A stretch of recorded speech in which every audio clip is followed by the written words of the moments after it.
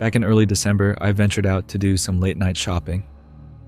I'm a 31-year-old stay-at-home mother of 2 young children, so once my husband gets home from work, I like to take some time to myself and go shopping, take a drive, or run errands, all kid-free. It was around 8:30 p.m. when I arrived at the Target I usually go to. I'm by no means a paranoid or anxious individual, but I have attended several seminars on human trafficking and have done plenty of research on my own to learn and identify the red flags, as well as what precautions to take when out in public alone, especially at night. I carry several self-defense items on my person at all times, just in case. That night, I parked directly in front of the store next to a cart caddy and took a mental note of the vehicles parked nearby, just as a precaution. I was taught at an early age to always be observant of my surroundings, and being a control freak naturally makes you that way. Nothing seemed out of the ordinary that night, and the parking lot was actually quite empty, most likely because it was a weekday. As I entered the store, I began browsing as usual, following the natural flow of the store departments and the main aisle around. I had been browsing for only 10 to 15 minutes when I noticed a young gentleman, maybe in his mid-20s. He was tall, skinny, dressed in a dirty gray 2-piece sweatsuit and brown work boots. He looked over at me. I smiled and said hello, but his facial expression was blank. He looked like he may have been high on something by the look in his eyes, but he didn't seem to care for my gesture and quickly moved on. At first glance, there was nothing in particular that alarmed me about him, except I noticed he was just wandering down the main aisle with no cart or basket, with his hands in his pockets, and didn't seem to be with anyone. I continued shopping with no second thoughts and made my way to the next department.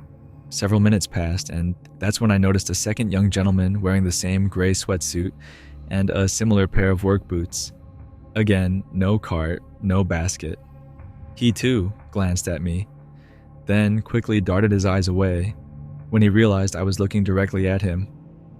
I became a bit more alert, but still remained composed and continued browsing. Another 15 minutes or so passed, and that's when a third older man caught my attention. And you guessed it, same gray sweatsuit and work boots, with no cart, no basket, just his hands in his pockets. I assumed they were in some sort of work uniform, maybe construction workers, but why weren't they walking around together, and why didn't they have any items to purchase? At this point, it was difficult to focus on browsing, and I had a bad feeling about these 3 men. It became clear that something was a bit off.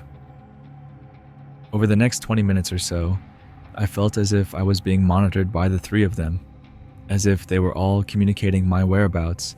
As I continued to make my way through the store, each department I entered, it didn't take long for me to notice one of the 3 men pass by whatever side aisle I happened to be in, making their presence known to me. I stayed completely vigilant while trying not to panic or allow my suspicions to overwhelm me. Something about their presence felt very heavy and dark. So I decided to test their intentions to prove I wasn't overthinking the situation and that my bad gut feeling was valid. I began picking random aisles and traveling back and forth between departments in a very unorganized and random fashion to see if the men would continue to pass by me as frequently as they had been. With every aisle I popped into, it was just a few minutes later that one of them would make an appearance, staring me down as they passed by. It felt as if I was being surrounded like a wild animal, hunted even. They were no longer trying to be inconspicuous, which was the scariest part of all, and everything instinctual was screaming at me to get out of there. I grabbed my cart tightly and figured if they got too close, I could use the cart to push them away, or at least create distance between us.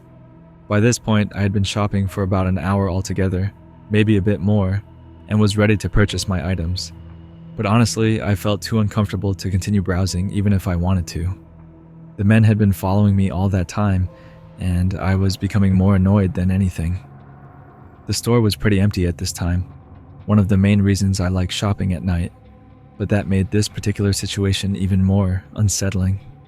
2 preteen girls were wandering around by themselves, which quickly caught my attention because the men had bypassed them, making similar advances, but the girls were seemingly oblivious.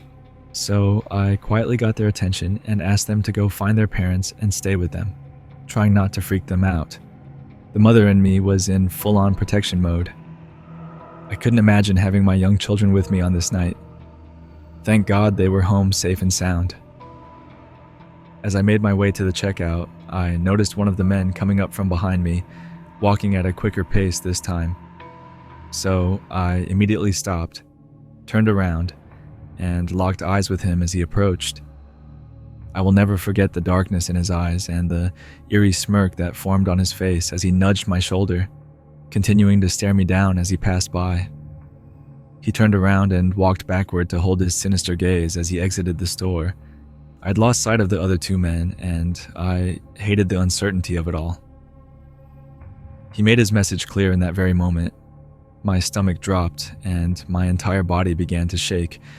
It was a feeling I hadn't felt since I was a kid getting lost in the supermarket. I quickly walked to the checkout, discreetly asked the cashier if I could speak to a manager, and told them what had transpired over the last hour, politely asking for a male employee to walk me to my car and for them to alert their security team member. I told the manager what happened. Her face sunk as if she already knew about these men. Once I described them, she confirmed she knew who I was talking about. She expressed that several of the female employees had found the men unsettling in the past and reassured me that someone would escort me to my car. She made a report about the incident and said she would alert the authorities. I was still shaking but felt relieved that she believed me and showed concern for the other young female patrons in the store. She took my information, then a young male employee walked me out to my car. And what I saw as I stepped outside the store made me sick to my stomach, solidifying all my suspicions. A white, windowless van was parked in the lot directly behind my car. One of the men was seated in the driver's seat, and the other two were leaning against the side of the van, facing my car and attempting to hide out of view. How cliché and obvious could they be? Their license plate might as well have read Lady Snatchers at that point. Whatever their intent, it didn't seem pure. I pointed them out to the male employee and said, "There they are," which prompted the men to scurry into the van and speed out of the parking lot without hesitation. I truly don't know what would have happened if I had walked out to my car alone, and I'm so grateful I made it home safe and sound and lived to tell my story. Over the following week, I heard that there were several abduction attempts in the shopping center parallel to that target, and I'm almost certain it was the same guys. To the 3 matching sweatsuit creeps, let's not ever meet again. One weekend a couple of years ago, when I was 22, I decided to go to a small hole-in-the-wall bar in southeast Houston, Texas. The bar was kind of sketchy and not in the best area. I'd been there before with a large group of people, and it wasn't so bad. This time it was last minute, so an old friend and I decided to just go, hang out, and have some drinks. Towards the end of the night, we were at the bar, and I started talking to this girl who was a little older than me. She was alone at first and started making small talk. She was very talkative and felt very friendly and welcoming. I'm a very shy person and was already out of my comfort zone because I never really went out much. I could tell that she was pretty drunk, and it was about 3 a.m. All of a sudden, 30 minutes go by, and a guy sits at the bar chair next to her, very close to her like he was with her, but they never said anything to each other. The guy didn't say a word. He gave me the creeps immediately. I knew something was off. He had a blank stare with eyes I couldn't even describe. He was very aggressive and scary looking, a pretty big guy, and he was just staring at me, not taking his eyes off me for a second. Then she started asking personal questions about me, like what I do for work. I gave her a fake name and a bogus story about me. I didn't want them knowing anything personal about me. I asked her what she did for work. This is where things got crazy. She grabbed me and whispered in my ear, "I do trafficking," and smiled creepily. I asked, "What kind of trafficking?" I was acting completely stupid, like I had no idea about anything, just because I didn't want to look scared or on edge. Then she replied, "Human trafficking. I get paid to find girls, sometimes up to $300 a girl, just depends." I again acted stupid, as if I wasn't scared but intrigued or something like that. I was trying not to look completely shocked by what I had just heard. I was so scared. The guy that was behind her grabbed her arm, and I finally heard his voice. He told her to shut the FK up. Right away, she seemed to sober up real quick. She looked like she was in trouble and regretted what she said. The whole time, my friend was having a whole different conversation about something else with other people at the bar, and I was completely freaking out. Then she said, "Hey, so me and some people are getting together at my friend's house. You should come with us." Now all of a sudden, her energy shifted. The friendly girl I was talking to seemingly turned a little more aggressive. She grabbed my arm and was pulling me out towards the door with the man behind her. So I'm still trying to play dumb, so I told her, "Yes, of course, I'm down. Let me just run to the restroom and meet you out front in a second." She said, "I'll come too." I said, "No, I'm okay. Just give me a second."